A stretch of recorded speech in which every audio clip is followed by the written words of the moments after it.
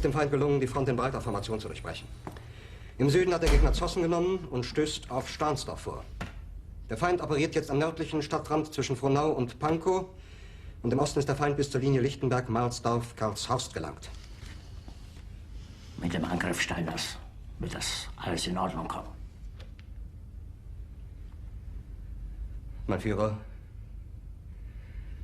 Steiner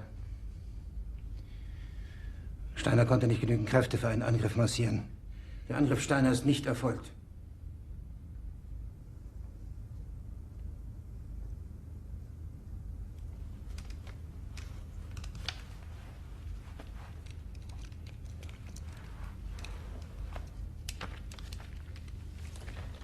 Es bleiben im Raum Keitel, Jodl, Krebs und Burgdorf.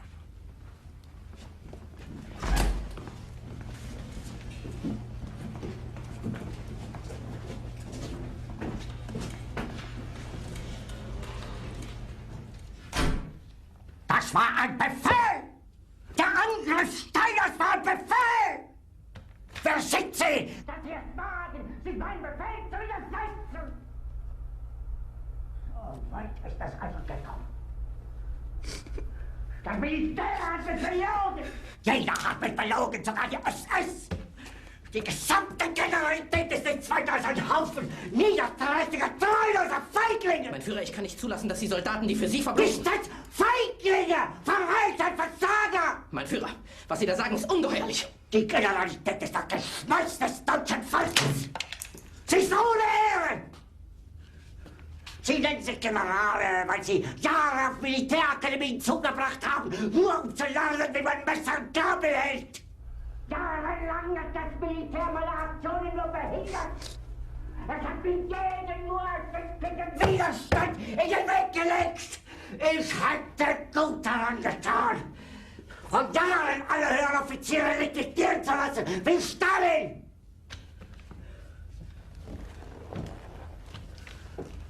Ich war nie auf einer Akademie.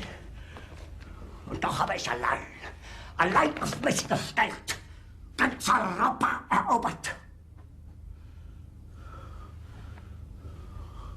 Verräter!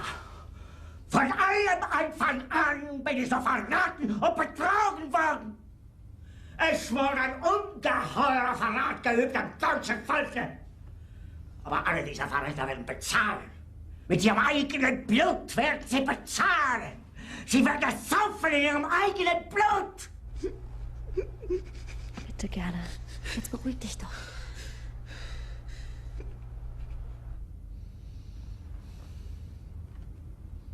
Meine Befehle sind in den Wind gesprochen. Es ist unmöglich, unter diesen Umständen zu führen.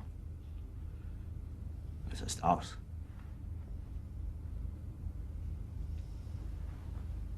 Der Krieg ist verloren.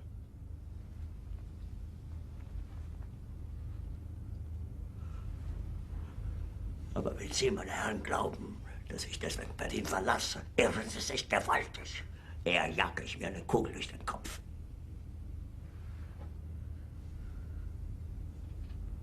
Tun Sie, was Sie wollen.